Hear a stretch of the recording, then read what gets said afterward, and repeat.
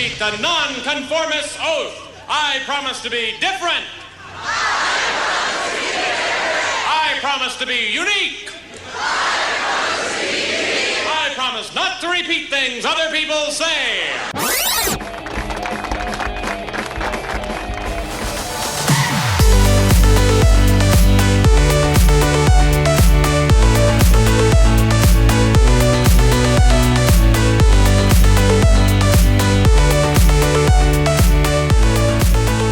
Welcome back to another episode of Positive Blatherings, the podcast about positivity with really no direction. I do that on purpose so that the conversation is organic. First, before we get to our guest, I want to talk to you a little bit about what we do here at Rockvox Recording and Production. It is a full-service podcast studio open to the public, so if you have an idea for a podcast, you want to come here and record it, we can help you make that happen. You do the talky stuff, we'll do the techie stuff, and if you need a co-host, I can either jump in as a co-host or we can recommend people that are really good co-hosts. So there's just the only limit is your own creativity when it comes to creating podcasts. But also we provide professional voiceover services for e-learning projects to industrial and educational designers, instructional designers and the like. And also we have something called the Legacy Cast, which is kind of like a private family podcast where you sit with your loved ones and it's recorded professionally, and you tell your family story and ask each other questions, and it's a really cool thing to do, and it's professionally done, so you can keep it forever, and it looks great. It's better than recording it on your phone. You know how sometimes those don't really turn out as well as you'd like. So check out the website. It's rockvox.com, or you can go to yourlegacycast.com. That'll take you right to our Legacy Cast page, and you can learn more about that. When I invite people on to this podcast, I do it for specific reasons because in my mind, they are people who bring positivity in the world or have used positivity and positive mindset and positive actions to better themselves and better the world in general. And that's why. And one of the parts that I do when they book the time is I say, give me 3 words that you would describe yourself. And that's always an interesting first look into my guest. Today, the 3 words are curious, open, and passionate.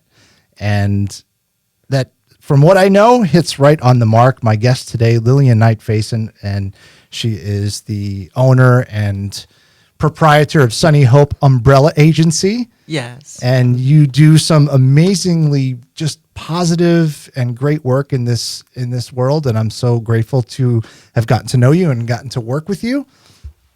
And what exactly do you do at the Sunny Hope Umbrella Agency? Well, I started the agency August 19th, 2019. And I have been a nurse for 41 years. Mm-hmm. I believe I shared that with you. Mm-hmm. And what I found working in nursing, and I work with the elderly and the end of life, what I found was that I would get a little bit down and a little bit more depressed, just dealing with some of the issues in nursing and working with my coworkers. So for 6 years, I used to joke around and say, I'm going to go be a clown just to uplift my spirits, and it would get my coworkers laughing too. So I was fortunate enough, in 6 years, I did run across a clown, and she invited me to Grease Paint Alley Clowns, and they had a class, and I graduated April 1st, about 7 years ago. And on April Fool's Day, right, exactly, that's great. Exactly. We had an official graduation ceremony at Greasetown Mall. And we had to make balloons, and it was our first time dressing up. So what I find with clowning, it uplifts my spirits, mm-hmm. and I love dressing up. And when people see me, it's just a whole nother reaction. They may be frowning, as I shared with you, but then their whole countenance just changes. So for that moment, when I'm interacting with people as Sunny Hope, because I'm a clown, I just see a whole change of energy, and it's like a drug. It's a good drug. Yeah. And it uplifts my spirits, and I found as I did it more. I wanted more. And I love just to see that reaction. Sometimes I dress up and I'm in clown and I'll go to Wegmans or I'll go run my errands and I will Dressed forget. up as a clown. Exactly. And I will forget that I'm in clown because it's just a part of me at some point. And then I'll see people looking at me and staring at me, and I'm like, what are they looking at? And then they're like, oh, you're a clown, and then they smile. And so it's just that energy that I get, and I just want to pass it on. Have you ever tried when they say, oh, you're a clown? You go, I'm sorry, what are you talking about? What do you mean clown?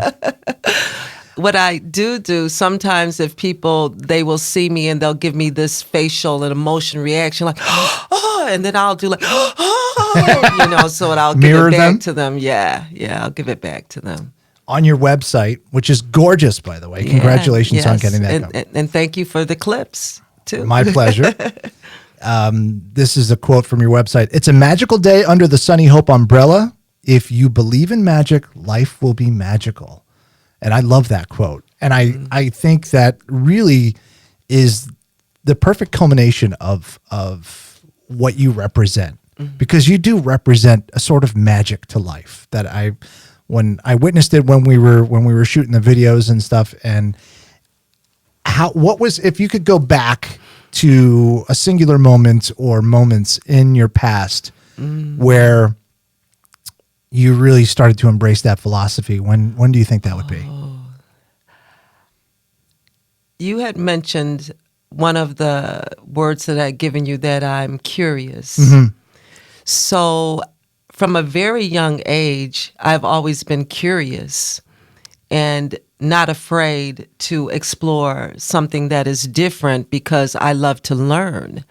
So I can just say from a very young age, from the beginning, I've just been curious, and that curiosity sometimes has given me something positive and maybe something negative. But what I find is that even the negative, when you look back, can still bring positive of learning, from that situation. Sure. So I look for magic.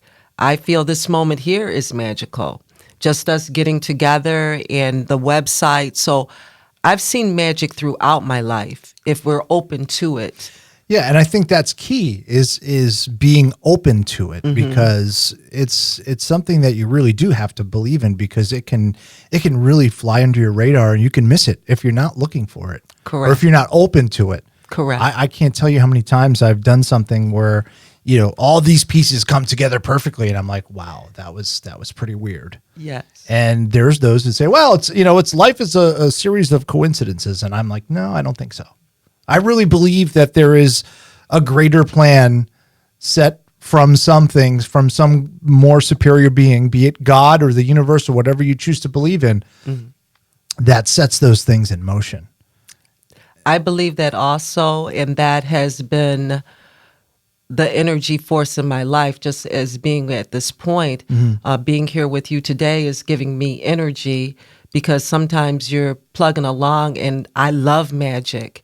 And I have magical moments all the time. And then when I don't have it, I seek after it. And then I also learn from it that I have to be quiet and patient and not force things. But it has been a motivator of my life. I'm a living example that magic does happen when you are open, when you are accepting, and then you also look at the negative things that happen in your life as a learning opportunity and don't stay there with it. And then life also is a mixture of the negative and the positive, and we have to embrace both of them. But I don't want to stay in the negative long. That's why I'm a clown. So That's actually interesting. That's a really great way to switch it up, to not live in that negativity, because I have this podcast, Positive Blatherings, but there are still times where I'm going to sit in the seat and I'm like, I am not really feeling positive today. I've got bills and, things aren't happening, and I'm scared that this isn't going to work or that's not going to work. And to be able to shake that off and be in the moment and appreciate all the gifts that we have in life and how every moment is a gift. Right. That for me, that's a challenge. Do you find it to be a challenge at times? Yes. And how do you, besides, putting on your clown outfit, how else would you navigate that? How else do you snap out of that negativity? I'm a little older than you, so I've gathered a lot of lessons along the way, because for me to stay in that spot of negativity is just dark. It's just not good. So I tell myself it's just for that moment. And when I'm not feeling so good, like even today I was having that moment, but I knew that when I got here, and I call it showing up, just show up and then push through that negativity, and then you will find that there was some joy. And a lot of times when I'm feeling that way, I have to tell myself, just show up and it's going to be okay. But it's a lot of self-talk. Yeah. I run in the morning. This morning it was really interesting. Each morning I get lessons, because I have ran for probably maybe 30 years, every day, 7 days a week. But that's the time when I'm talking to myself. And so this morning, each morning I get a lesson. And the lesson this morning was, try to be quiet. Try not to think of anything. And for me, that was very difficult for my brain to just shut down. Yeah. And I said, okay, do it for the next landmark at your route. I found my mind drifting. I said, okay, do it for the next, So when I was able to do it for longer periods of time, I found a peace. And so throughout my day, that's my lesson, especially I've been married for 16 years, love my husband dearly, but we can challenge each other emotionally, just like pushing those buttons. Sure. So I said, okay, we'll practice with my husband today. Just empty your head, be open to receive whatever it is that he is going to say, and don't try to give it back. But that didn't last for a very long time, but in a loving way, So I was like, I've been trying to practice just being quiet. I'm like, and you got me again. I said, I allowed you to get me again. But we laughed. It's on our way to the gym where we have time. And so I use him as a practice a lot of times for those messages I get in the morning. It was like, okay, just be quiet, try to be present, and be focused on this moment. So you have to work at it. And you really do. And then for me to just think about how hard it was for me to keep my brain quiet. Because coming in, what are you going to wear today? Right. Make sure you're on time. Okay, be quiet, brain. Okay. And I find that happening all the time. I try to meditate. So besides your running, which seems to be a meditative thing, even though you're using a lot of energy, do you also take quiet meditation times? No, I don't, but I need to add that. And my running showed me that. But I used to do it when I was younger. Sit for half an hour, and play the music. So that's something that I have to revisit. It's tough to get to quiet your mind. Oh, it is. It is. And just focus on your breathing, and man. Yeah. It's a discipline. It was so funny. I was like, this is another thing I was thinking is that how we try to strengthen our bodies. The brain is a muscle too. And so it requires an exercise and discipline also. But I was like, boy, this is hard to keep my brain quiet. Yeah. So. Yeah. And my brain is always cluttered with ridiculous things. Yeah. I gotcha. And I'm like, why am I thinking about that now? That's not thinking about something I said in the 90s to somebody. I'm like, why am I thinking about that now? Yeah. But that is, it really does take a lot of discipline. Oh yeah. Would you consider yourself a disciplined person?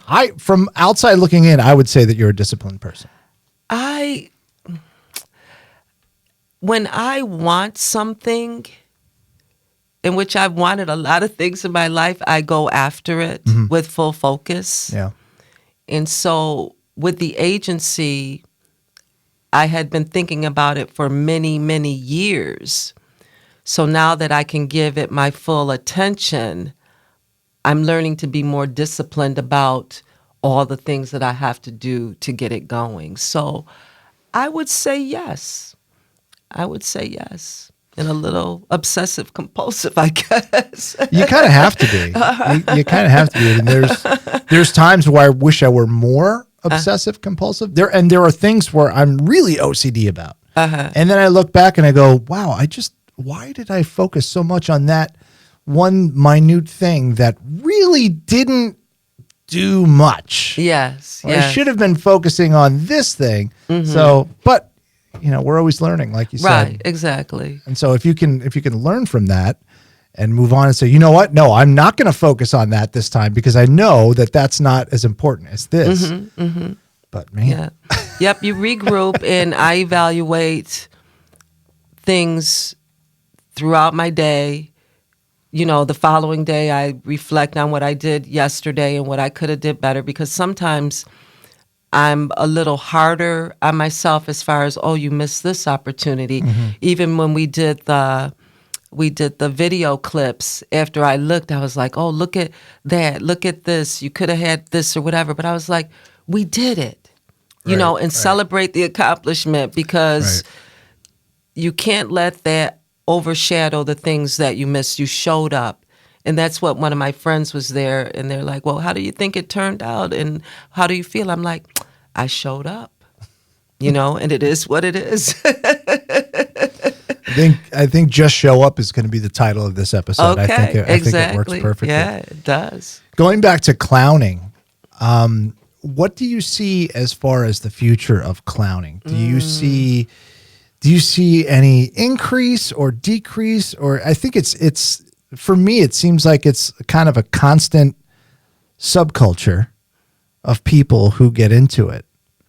And I don't know if it's like if there used to be more clowns and now there are fewer clowns, or if clowning is on the rise. Like, do you have any thoughts on that? Yeah. The group I belong to is Grease Paint Alley Clowns. That's where I graduated from clown school from. We have probably about maybe 25, 30 members. I was told back in the day before I came, they had 80. We were also at Golisano's Children's Center, but because of COVID, we can't go there anymore. We're not able to. They were also at Rochester General Hospital, and we're not there anymore. So from where I'm sitting, I see a decline of it here in the Rochester area, or acceptance. But however, I do go to conferences, clown conferences, which they hold all over. I just went to Atlanta, Georgia for a conference, and we have competitions, etc. So when you go there, you see clowns from all over the United States, and it varies as far as the acceptance. But from me being a clown for 6 years, because there are not that many of us. And for me, it has to be a passion as far as why I'm doing it, because I believe in it. But I feel that it is, as you said, a subculture, something that is not really known, and that needs to be promoted. So since I believe in the joy and the happiness and positive attitudes of people, this is what my calling, I would say, to educate people.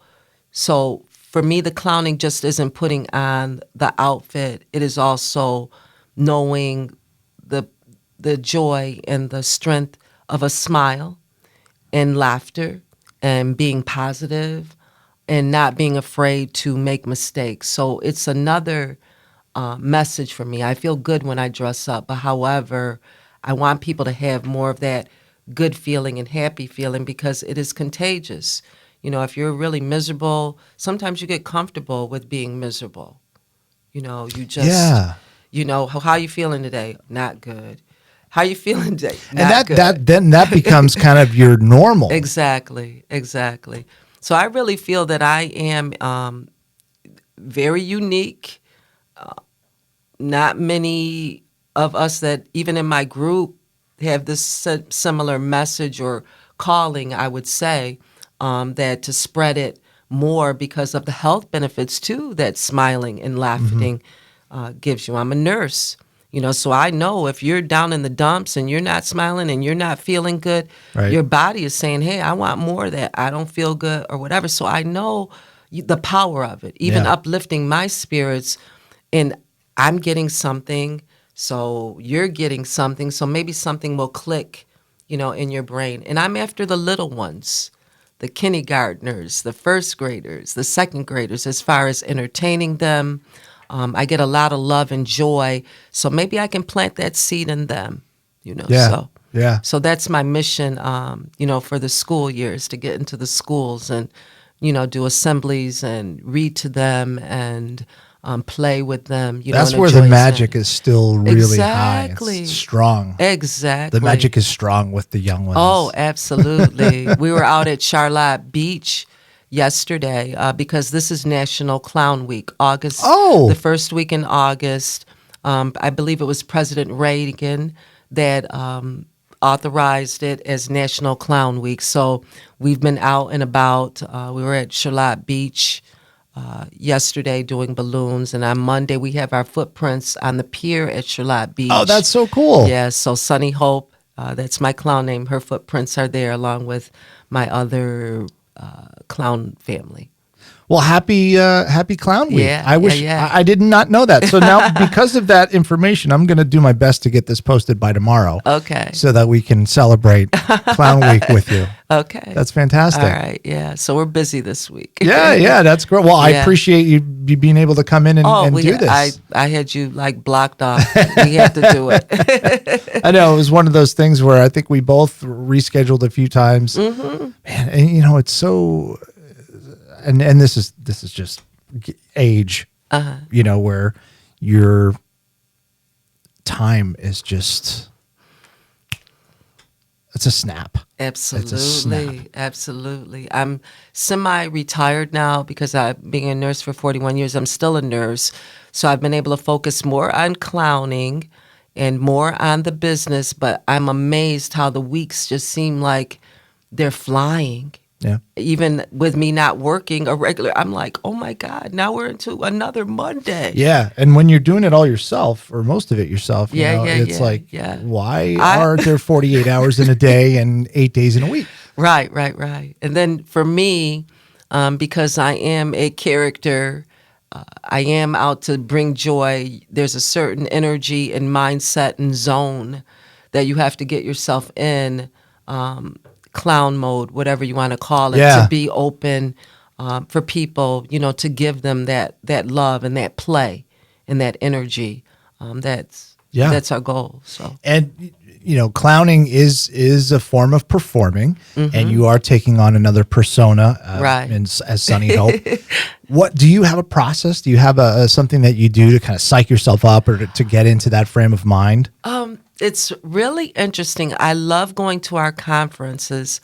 There was a performer there. So at the conferences, they teach you how to get into character, how to present yourself or get ready to perform, get in that space.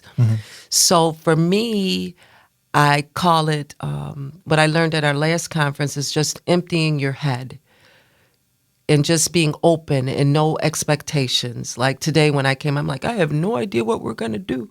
I said, but whatever it is, we just go with the flow. So it's a matter of emptying your head and being a receptacle. But for me, once I get dressed, it's on. Yeah. It's on. I'm like, I'm her.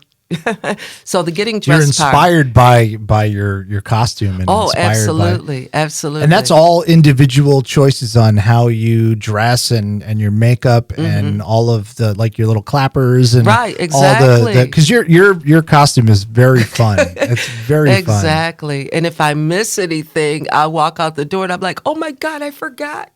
And then my husband, he says too, my costume weighs more than me.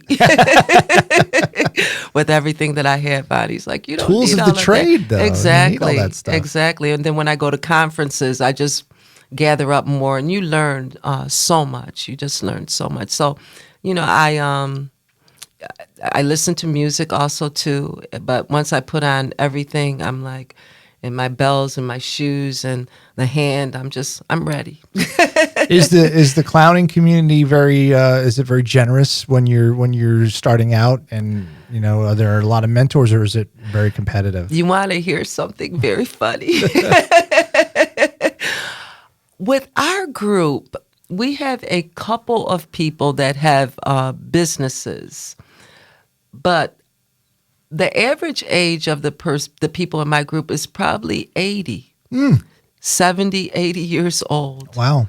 So we just recruited a couple of people, maybe 3 people. Like I said, years ago we had about 80 members. Now it's about 25 to 30. So since they are elder, they do it a lot for the socialization, not really the business aspect of it. So when I'm with Grease Paint Alley, which is nonprofit, I'm not promoting my business because that's a conflict.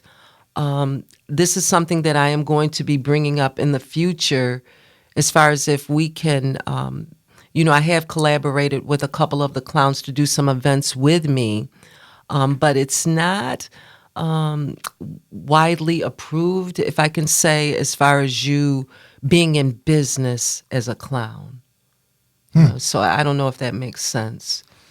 So clowning is more of like a nonprofit sort of type of thing where you volunteer your time and not so much as, because there's agencies like you're that's the name of your company is agencies. So Correct. That to me that implies that I could hire you to provide a clown for a party or for an event. Correct. And is that not as common here in Rochester? I don't think so. I mean, because when I had to develop the website, I looked for other clown websites and there were none. Rochester. Yeah. But however, clowning is a global world. I mean, you have a Mooseburger camp, and I can't remember where that is, but in other communities, they have a business. They come to the conferences, to promote their business. There's vendors. So I believe it's just here in Rochester, somewhat that it is not actively promoted that I'm aware of, because I have always been trying to network with other clowns, network with other entertainers. I did connect with a magician. I'm going to be at, I'm very fortunate and blessed. I was at Salvatore's Pizzeria last Saturday. I'll be there again as a clown, so I'm really excited about that. But here in Rochester, very quiet as a clowning business.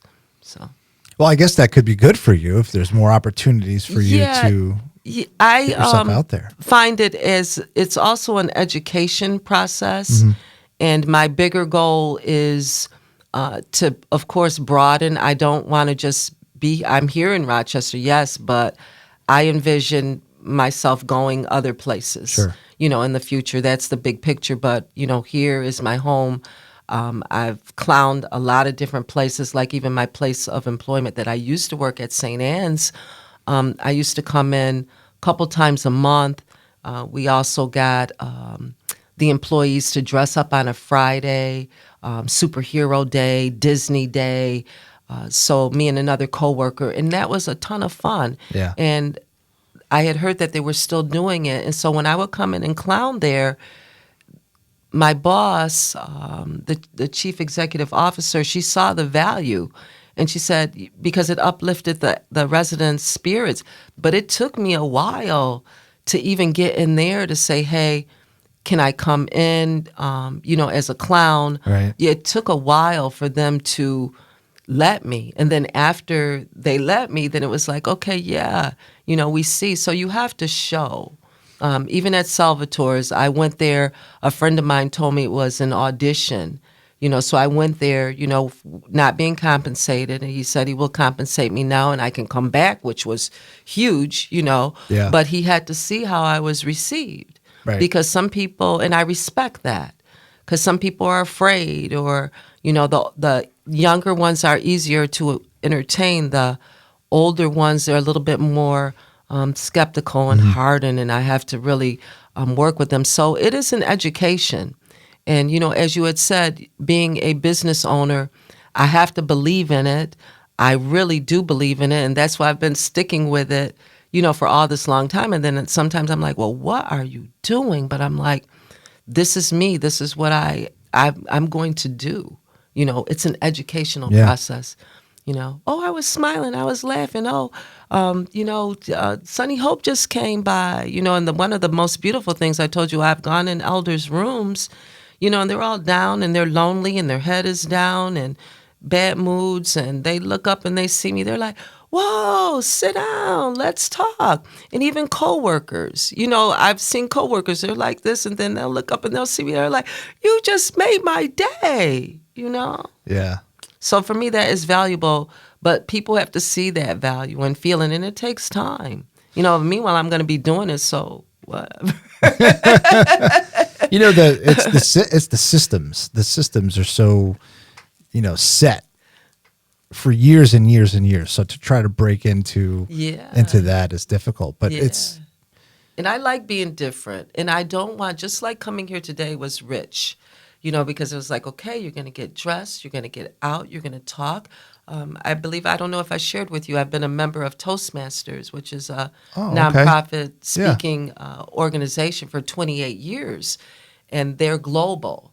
So I used to do presentations, speaking around different subjects. I did something on clowning. But with COVID, we've had meetings online. You're not in person, so you don't have that interaction that like we're having right now. Yeah. And I'm finding the more closed down you get, some people can get comfortable with that. Yeah. And just like the workforce, as you see, some people have left work, not going to return because they've gotten comfortable, with being home. And for me, I want to keep it like shook up. Yeah. Because you'll fall asleep and you'll miss the magic, and I don't want to do that while I'm alive. As long as I'm alive, I want to, have that magic. And so you got to put yourself in different environments, stir it up, be curious, and wait for things, to happen. Yeah. Yeah. I mean, that's all great advice for living life to the fullest. Absolutely. And I think with the pandemic, a lot of introverts kind of got happy because they were like, now I don't have to go out and mix with people, and I don't like to mix with people. And I guess that's fine. I'm kind of, I wear both hats. I'm sort of an introvert too, but I can be an extrovert if I push myself to. And it all depends on how I feel that day about myself. Exactly. And my own opinion of just my. Exactly. It's hard. Exactly. And, when you had asked me too before about how I keep myself in a certain state of mind is doing things when I don't feel like doing it or not being up, it goes back to another lesson when I was running is to you, yourself, whatever you're feeling, even if it's like another person, like I use my husband for an example. I've done tons of speeches on him in Toastmasters, is that I use him as a lesson because sometimes if I get irritated, then I'm like, well, you've got to look at yourself while you're irritated. What is going on with you why you can't accept that? Because I don't like criticism.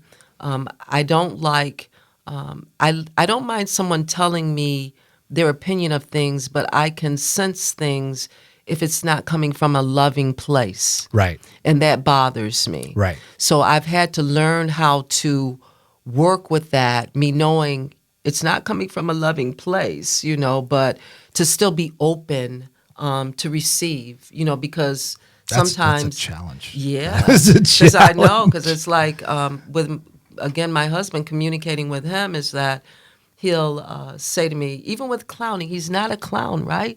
But he's always critiquing my outfits and what I'm wearing in a way. And I'm like, I'll tell him, I'm like, you're not a clown, or whatever. And you're telling me how to dress. I was like, why don't you be a clown, and then we'll laugh about it. But that is a serious discipline, as far as like just putting the responsibility on yourself. Yeah. Whatever the feeling is. So. What would you say to a young person who's maybe interested in clowning? Grease Paint Alley. We do have a website, Grease Paint Alley, and we do offer clown classes. So you can register for the clown classes, and once we get enough interest, we're supposed to be starting up in September. I would tell them to do that, and then also Google clowning and see the other different aspects of it. One joyous thing that happened at the clown conference in Atlanta, Georgia, is David Arquette, who's an actor, was there.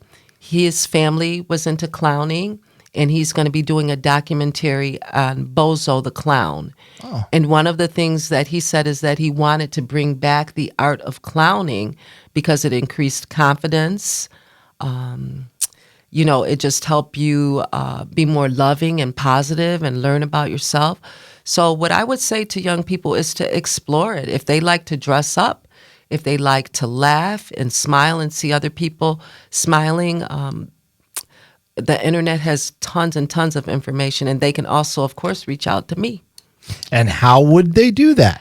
Well, with my website, and I have it written down here. So I'll put it up on the screen for you. Okay. All right. So at my website, and they can give me a call at 585-210-8003. That's my phone number, Sunny Hope Umbrella Agency, and I would love to help.